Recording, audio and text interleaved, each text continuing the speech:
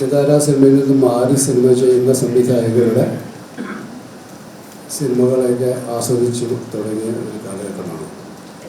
77-78 സമയമാണ്.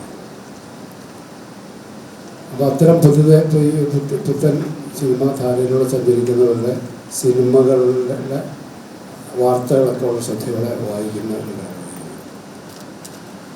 അങ്ങനെ P A ബക്കറിൻ്റെ ഒരു സിനിമ വരുന്നു എന്നുള്ള വാർത്തകളൊക്കെ കേട്ടപ്പോൾ അതിനെക്കുറിച്ച് കൂടുതലായിട്ട് വാർത്താമാധ്യമങ്ങളിലൂടെയൊക്കെ മനസ്സിലാക്കുന്ന സമയത്ത് ആ സിനിമ ഇറങ്ങിയ ദിവസം തന്നെ അത് പോയി കാണുകയും അതിൽ 2 നായകന്മാരാണ്. ശ്രീനിവാസനും മറ്റൊരു അഭിനേതാവും 2 പേരും ആദ്യമായിട്ട് അഭിനയിക്കുന്ന സിനിമയാണ്. ഒരു അനാഥാലയത്തിൻ്റെ ഒരു പശ്ചാത്തലത്തിലുള്ള കഥയാണ് മണിമുഴക്കം. ആ മണിമുഴക്കം കണ്ടപ്പോൾ തന്നെ ശ്രീനി എന്ന് പറയുന്ന നടൻ നമ്മുടെ ഉള്ളിലേക്ക് ഇടിച്ചു കയറി കടന്നു വന്നൊരു ഇരിപ്പിടം സ്വയം കണ്ടെത്തിയ ആളാണ്.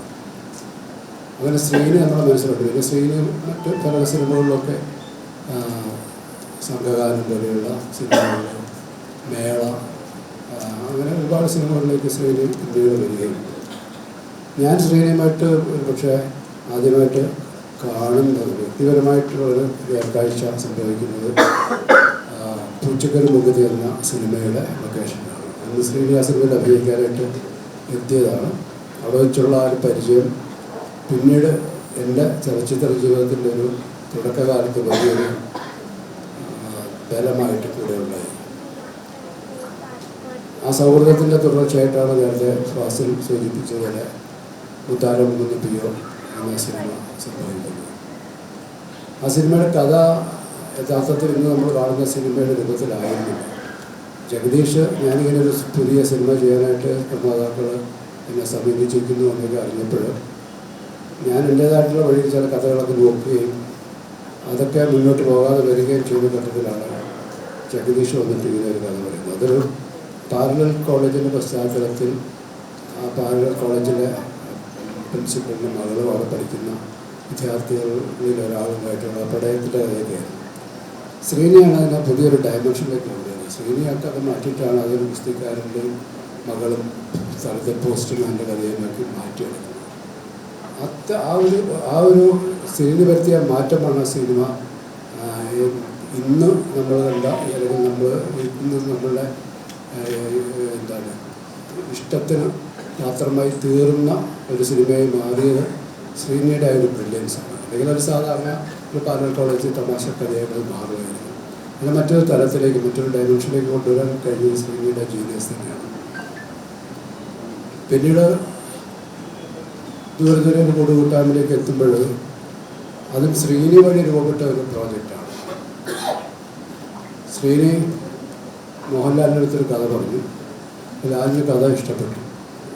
അപ്പോൾ ലാൽ ചോദിച്ചു ഇത് ആര് ചെയ്യുമെന്ന് ചോദിച്ചു. സംവിധാനം ചെയ്യുന്ന ആരാണെന്ന് ചോദിച്ചപ്പോൾ ശ്രീനി പറഞ്ഞു ഞാൻ പറഞ്ഞിട്ടില്ല, പക്ഷേ സിബി ആയിരിക്കും നല്ലത് എന്ന് പറഞ്ഞു. ലാലിന് കുഴപ്പമില്ല, സിബി ചെയ്യുമെങ്കിൽ നല്ലതെന്ന് പറഞ്ഞു. അങ്ങനെ ഒരു പ്രോജക്റ്റ് ഞാൻ അറിയാതെ എന്നിലേക്ക് എത്തുകയാണ്. അതിന് കാരണക്കാരൻ ശ്രീനിയാണ്. അതിനാണ് നേരത്തെ സൂചിപ്പിച്ച പോലെ ആദ്യത്തെ ദേശീയ പുരസ്കാരം ലഭിക്കുന്നത്. ആ സിനിമ ചെയ്യുമ്പോഴും ഞാനോ ശ്രീനിയോ ഒന്നും അങ്ങനെ ഒരു തലത്തിലേക്ക് ആ സിനിമ എത്തുമെന്ന് പറഞ്ഞു. ദേശീയ തലത്തിൽ അങ്ങനെ പുരസ്കാരത്തിൽ അത് അർഹമായി തീരുമെന്ന് നമ്മൾ പ്രതീക്ഷിച്ചിട്ടില്ല. ഞാനീ മുത്താരം മൂന്നിൻ്റെ പ്രീവിയൂ ഷോ ചെന്നൈയിൽ, അന്ന് അങ്ങനെ ഒരു രീതിയുണ്ട്. ചെന്നൈയിൽ സിനിമ ഫസ്റ്റ് കോപ്പി ആയി കഴിയുമ്പോൾ, അല്ലെങ്കിൽ സെൻസറിങ് കഴിയുമ്പോൾ മദ്രാസിയിലുള്ള സിനിമാ പ്രവർത്തകർക്കും സുഹൃത്തുക്കൾക്കൊക്കെ ആയിട്ട് ഒരു ഷോ നടത്താറുണ്ട്. ഇത് കൂടുതലായിട്ടും സിനിമകൾ നടത്തിയിരുന്നത് ആദമയൊക്കെ അറിയാവുന്നതുപോലെ ഫിലിം ചേംബറിൻ്റെ ഒരു തിയേറ്ററുണ്ട്. അവിടെയാണ് ഇത് പ്രദർശിപ്പിച്ചത്. അപ്പോൾ എൻ്റെ സിനിമയിൽ അഭിനയിച്ചിരുന്ന നായികയെ അഭിനയിച്ചിരുന്ന ലിസി എൻ്റെ അടുത്ത് ചോദിച്ചു സത്യേട്ടൻ ഇവിടെയുണ്ട്. അപ്പോൾ സത്യൻ്റെ പപ്പൻ, പ്രിയപ്പെട്ട പപ്പൻ എന്ന് പറയുന്ന സിനിമ അവിടെ ഷൂട്ട് നടക്കുക. സത്യേട്ടൻ ചോദിച്ചു ആ സിനിമ പ്രിവ്യൂ കാണാനായിട്ട് ആഗ്രഹമുണ്ട് എന്ന് പറഞ്ഞു. ഞാൻ പറഞ്ഞു സത്യനെ വിളിച്ചോളൂ. ഞാൻ അന്ന് സത്യനായിട്ടൊന്നും വലിയ അടുപ്പമില്ല, പരസ്പരം അറിയാമെങ്കിൽ വലിയ സൗകര്യമൊന്നും അന്ന് ആ കാലത്തുണ്ടായിരുന്നു. സത്യൻ്റെ സിനിമ കണ്ടിട്ട് ഇറങ്ങി വന്നിട്ട് എൻ്റെ അടുത്ത് പറഞ്ഞു, ശ്രീനിക്ക് ഇങ്ങനെ ഒരു ഏരിയ ഉണ്ടായിരുന്നു നമ്മൾ അറിയില്ല എന്നുള്ളത്. ആ മുത്താരമ്പ് എന്നാണ് പിന്നീട് നമ്മൾ കണ്ട സത്യൻ ശ്രീനിവാസൻ കൂട്ടുകെട്ടുള്ള സിനിമകളുടെ ഒരു തുടക്കത്തിന് കാരണമായി തീർന്നത്. സത്യൻ ശ്രീനിയെ തിരിച്ചറിഞ്ഞത് ആ സിനിമയിലൂടെയാണ്. പിന്നീട് ദൂരെ ഒരു കൂടുകൂട്ടം സിനിമയുടെ ഷൂട്ടിംഗ് എല്ലാം കഴിഞ്ഞ് ഞാൻ മദ്രാസിൽ ചെന്നൈയിൽ അതിൻ്റെ പോസ്റ്റ് പ്രൊഡക്ഷൻ വർക്കിനായിട്ട് ഒരു ഹോട്ടലിലേക്ക് താമസിക്കുമ്പോൾ അതേ ഹോട്ടലിൽ മറ്റൊരു മുറിയിൽ ശ്രീനിയും സത്യനും ഡിസ്കഷൻ തുടങ്ങി കഴിഞ്ഞിരുന്നു പുതിയ സിനിമയുടെ. അതാണ് TP ബാലഗോപാൽ എന്ന പേരിൽ പിന്നീട് പുറത്തു വന്ന സിനിമ. അങ്ങനെ അവർ തമ്മിലുള്ളൊരു കൂട്ടുകെട്ട് മലയാള സിനിമയ്ക്ക് ഒരുപാട് നല്ല രസകരമായ സിനിമകൾ സമ്പാദിച്ചൊരു കൂട്ടുകെട്ട് രൂപപ്പെടുന്നത് അങ്ങനെയാണ്. ഈ ദൂരയുടെ ലൊക്കേഷനിൽ തന്നെയും നമുക്ക് ഷൂട്ടിങ്ങിൻ്റെ ലൊക്കേഷനൊക്കെ കാണിക്കാൻ വേണ്ടിയിട്ട് ശ്രീനിയുടെ ഒരു സുഹൃത്ത് ഒരു അശോകേട്ടനുണ്ട്, ഡെക്കോർ അശോകേട്ടൻ എന്ന് പറയും. അശോകേട്ടൻ ഇൻറ്റീരിയർ ഡെക്കറേറ്ററാണ്. അപ്പോൾ അദ്ദേഹം ശ്രീനിയുടെ അടുത്ത സുഹൃത്തായതുകൊണ്ട് നമ്മളെ സഹായിക്കാനായിട്ടൊക്കെ വന്നതാണ്. അപ്പം ശ്രീനി എഴുത്തിലിരിക്കുകയാണ്. അശോകേട്ടൻ പറഞ്ഞു, സിബി സാറിന് കൂടെ ലൊക്കേഷൻ കാണിക്കാൻ വേണ്ടി ഒരാളെ തരാം. ഇത് അങ്ങനെ ഒരാളെ ഏർപ്പാടാക്കി. അയാൾ എന്നും രാവിലെ വൈകുന്നേരം മാറാണി ഹോട്ടലിലെ താഴത്തെ റിസപ്ഷൻ വന്നിരിക്കും. ഞാൻ താഴെ ചെല്ലും, ഞങ്ങൾ ഒരുമിച്ച് പോകും. അദ്ദേഹം വണ്ടിയുടെ മുമ്പിലിരിക്കും. എന്നെ കൊണ്ട് സ്ഥലങ്ങളൊക്കെ കാണിച്ചു. അങ്ങനെ ലൊക്കേഷൻ കാണിക്കലും പിന്നീട് സെറ്റിടുന്ന പണിയൊക്കെ അദ്ദേഹത്തിന് ഈ കല്ലായിലെ തടിക്കച്ചവടത്തിലേക്ക് ചില പരിപാടികളുണ്ട്. അവിടുന്ന് തടിയെടുക്കുക, സെറ്റിടാനുള്ള സൗകര്യങ്ങളൊക്കെ ചെയ്തു തരുന്ന അദ്ദേഹം. ഷൂട്ടിങ്ങിൻ്റെ തലേ ദിവസമാണ് പ്രൊഡ്യൂസർ എന്ന് പറയുന്നത്. പ്രൊഡ്യൂസർ വന്നില്ല. അദ്ദേഹം പറയുന്നത്, എൻ്റെ സിനിമയിൽ കുതിരവട്ടപ്പപ്പ് വേണ്ട. കാരണം അദ്ദേഹം അതിനു മുമ്പ് ചെയ്തുകൊണ്ടിരുന്ന സിനിമയിൽ ഡബ് ചെയ്യാൻ പപ്പോട്ടിന് എത്തിയില്ല. അതിൻ്റെ ഒരു പരിഭവത്തിൽ ഇനിയാണ് എൻ്റെ സിനിമയിൽ വേണ്ടെന്ന് പറഞ്ഞു. അപ്പം നാളെ ഷൂട്ടിങ് തുടങ്ങിയാണ്. ഇവരെല്ലാവരും എത്തിക്കഴിഞ്ഞു. അപ്പോൾ ഞാൻ വല്ലാത്ത പരിഭ്രമത്തിലായി. കാരണം ഞാൻ തുടക്കക്കാരനാണ്. എനിക്ക് അങ്ങനെ പ്രൊഡ്യൂസർക്ക് വലിയ കടുപ്പിച്ചൊന്നും പറയാൻ പറ്റുന്നൊരു സ്വാതന്ത്ര്യത്തിലേക്കൊന്നും ഞാൻ എത്തിയിട്ടില്ല. ഞാൻ ശ്രീനിയുടെ അടുത്ത് പറഞ്ഞു, ഇങ്ങനെ പറയുന്നു പ്രൊഡ്യൂസറെ, എന്താ ചെയ്യേണ്ടതെന്ന്. ശ്രീനി ഒന്ന് ആലോചിച്ചിട്ട് പറഞ്ഞു, നമുക്ക് ആ മാമൂനെ ഇടാം എന്ന് പറഞ്ഞു. അപ്പോൾ ഞാൻ പറയും, ഏത് ലൊക്കേഷൻ കാണിക്കാൻ പറ്റുന്ന മാമു? അയാൾ സ്റ്റേജിലെ വലിയ നടനാണ്, നമുക്ക് അയാളെ ഇടാം. ഞാനെനിക്ക് വലിയ റോളാണ്, പപ്പോട്ടിന് വെച്ചിരിക്കുന്ന റോളാണ്. സിബി ധൈര്യം കിട്ടും, ഞാൻ ഗ്യാരണ്ടി ഇല്ല. അങ്ങനെ ഞാൻ മനസ്സോടെ പപ്പോട്ടിന് തയ്ച്ചു വെച്ചിരുന്ന വസ്ത്രങ്ങളൊക്കെ മറ്റേയാളുടെ അളവിലേക്ക് മാറ്റി കൊടുത്തു. രാവിലെ ഞാൻ ലൊക്കേഷൻ ചെല്ലുമ്പോൾ ഒരു അറബി മുൻഷിയായിട്ട് തലയെക്കെട്ടും മുണ്ടും ഷർട്ടൊക്കെ ആയിട്ട് നിൽക്കുന്ന മാമുക്കായി കണ്ടപ്പോൾ എനിക്ക് പിന്നെ അതിനകത്ത് ഒരു കൺഫ്യൂഷൻ ഇല്ല. കാരണം ആദ്യ കാഴ്ചയിൽ തന്നെ ഇത് നമ്മൾ ശ്രീനി മനസ്സിൽ കണ്ട അറബി മുൻഷിയായിട്ട് മാറിക്കഴിഞ്ഞു. മോഹൻലാലും സുമാരി നെടുപടികളൊക്കെയുള്ള അമ്പിളിച്ചേട്ടനൊക്കെയുള്ള വലിയ കോമ്പിനേഷൻ സീനിലാണ് ആദ്യ സീനിൽ തന്നെ അഭിനയിക്കുന്നത്. വളരെ ലാഘവത്തോടെ മാമുക്കായ കഥാപാത്രത്തെ ഹാൻഡിൽ ചെയ്യുന്നത് കണ്ട് ഞാൻ പോയിട്ടുണ്ട്. അപ്പം അത്തരത്തിൽ പ്രതിഭകളെ തിരിച്ചറിയാൻ കഴിയുന്ന ചില ഈ നേരത്തെ സൂചിപ്പിച്ച പോലെ ചില കഥകളിലെ മർമ്മങ്ങളെ തിരിച്ചറിയാൻ കഴിയുന്ന ഒരു ജീനിയസ് ശ്രീനിക്ക് എന്നും ഉണ്ടായിരുന്നു. പിന്നീട് ഞാനും ശ്രീനിയുമായിട്ട് മറ്റൊരു സിനിമയുടെ ആലോചന, ഇതും ശ്രീനി തന്നെ ഓർഗനൈസ് ചെയ്തതെന്നാണ്. ഞാൻ ഏറ്റവും സമീപിക്കുന്നതല്ല. ശ്രീനി ഒരിക്കലും ഇവിടെ എൻ്റെ ഒരു സുഹൃത്തുണ്ട്, അയാൾ ഗൾഫിലൂടെയൊക്കെയാണ്. അയാൾക്കൊരു സിനിമ ചെയ്യണം, അപ്പം നമ്മളതിനൊക്കെ ചെയ്താൽ എനിക്ക് താല്പര്യമുണ്ടെന്നൊക്കെ പറഞ്ഞു. അങ്ങനെ ഞാൻ പാലക്കാട് ഹോട്ടലിരുന്നൊരു തിരക്കഥ ശ്രീനിയുമായിട്ടൊരു കഥയിലേക്ക് ഇങ്ങനെ എത്താൻ വേണ്ടിയുള്ള ചർച്ചകൾ നടക്കുകയാണ്. അപ്പോൾ ശ്രീനി അവിടെ കടത്തനാട്ട് മാധവ് എന്ന് പറയുന്ന സിനിമയുടെ അഭിനയിച്ചുകൊണ്ടിരിക്കുകയാണ്. അതുകൊണ്ട് എനിക്ക് ശ്രീനി അവിടെ തന്നെ ഒരു റൂമിൽ ഞാനും ശ്രീനിയുമായിട്ട് ഇരുന്ന് ശ്രീനിയുടെ ഫ്രീ സമയങ്ങളിലൊക്കെ ഡിസ്കഷൻ നടക്കുകയാണ്. പക്ഷേ ഞാനും ഈ പ്രൊഡ്യൂസറും തമ്മിൽ നേരിൽ കാണുന്നതിന് മുമ്പ് തന്നെ ആ സിനിമ ഇല്ലാതായി. പ്രൊഡ്യൂസർ മാറിപ്പോയി, ആ സിനിമ ഇല്ലാതാവുകയും ചെയ്തു. ആ ഒരു ഘട്ടത്തിലാണ് എന്നെ കാണാൻ അതേ ഹോട്ടലിലേക്ക് ലോഹിതദാസ് എത്തുന്നത്. പിന്നീട് ഞാനും ലോഹിതദാസും ചേർന്നിട്ട് മറ്റൊരു വഴിയിലൂടെ ഞങ്ങളെ സഞ്ചരിക്കും. ഞങ്ങളേതായിട്ടുള്ള സിനിമകൾ ചെയ്ത് കഴിയും. സത്യനും ശ്രീനിയും മറ്റൊരു വഴിയിലൂടെ അവരുടെ സിനിമകൾ ചെയ്ത് പോവുകയും ചെയ്യുന്നൊരു രീതി ഉണ്ടായി. അപ്പോൾ ഈ സിനിമ ശ്രീനിയുടെ ഉത്തരവാദിത്തത്തിൽ വന്നതുകൊണ്ട് ശ്രീനിയുടെ അവിടുത്തെ ഷൂട്ടിംഗ് കഴിഞ്ഞു. ഇനി ആ ഹോട്ടലിൽ താമസിച്ചിട്ട് കാര്യമില്ല. അപ്പോൾ എൻ്റെ അടുത്ത് പറയും, നമുക്ക് എന്തായാലും നമ്മൾ ഇരുന്നല്ലോ ഒരു കഥയൊക്കെ പൂർത്തീകരിക്കാം എന്ന് പറഞ്ഞിട്ട് ഞങ്ങൾ ഒരുമിച്ച് കണ്ണൂരിൽ പോയി. ശ്രീനി വീട്ടിലേക്ക് പോകണം. എൻ്റെ കണ്ണൂർ കൊണ്ടുപോയി സവായി ഹോട്ടലിൽ എനിക്ക് റൂമൊക്കെ എടുത്ത് വന്നു. ശ്രീനി പുത്തുവളമ്പിൽ പോയിട്ട് പകല് വരും.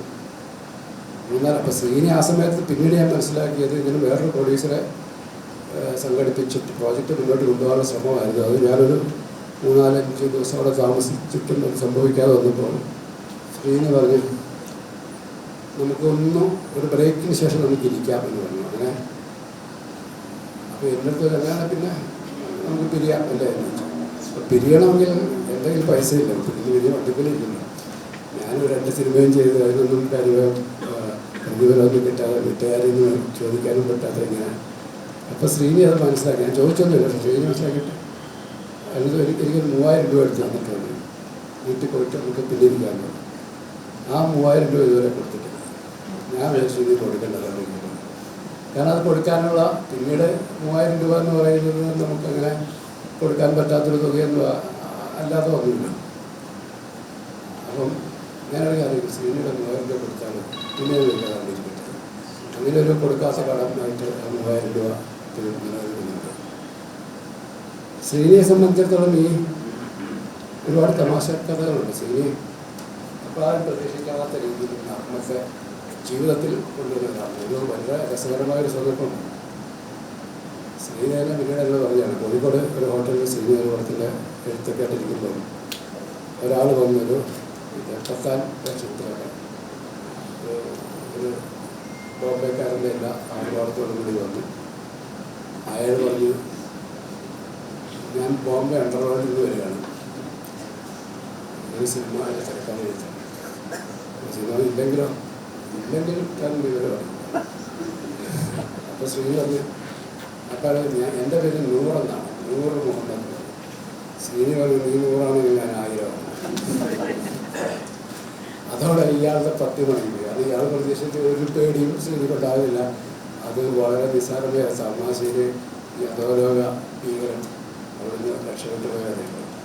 അങ്ങനെ ഒരുപാട് തമാശയുണ്ട്. എനിക്ക് തിരുവനന്തപുരത്ത് ഒരു പ്രത്യേക സമുദായത്തിലെ സിനിമാ പ്രവർത്തകർ അവിടെ ചേർന്നിട്ട് വൈകുന്നേരം മദ്യപാന സ്ഥലത്തിൽ അവർ ക്ലാസ്സൊക്കെ എടുത്ത് ഒഴിച്ചു വയസ്സ് പറഞ്ഞപ്പോൾ അവരവരുടെ അങ്ങനെ നമ്മൾ തിരുവനന്തപുരത്തരായ ചില സമുദായക്കാരെ വിളിച്ച് കൂടുന്നു. അതിന് വേണ്ടി ചേസ് നടത്തുന്നത് ശ്രീനെ അവർ ശ്രദ്ധിച്ചില്ല. ശ്രീ പറഞ്ഞു ഞാനും ഇവിടെ ഉണ്ട്, ഞാനും അതല്ലെങ്കിലും ഞാൻ എൻ്റെ സമുദായം പുള്ളി ആ സമുദായത്തിൻ്റെ പേര് പറഞ്ഞിട്ട് പുള്ളി ആ ചേഴ്സിൽ പങ്കെടുത്തതിനെ തമാശയായിട്ട് കണ്ടു. അത് ശരിക്കും സാധാരണ പെട്ടെന്ന് ആൾക്കാർ ഹേർട്ടാവും.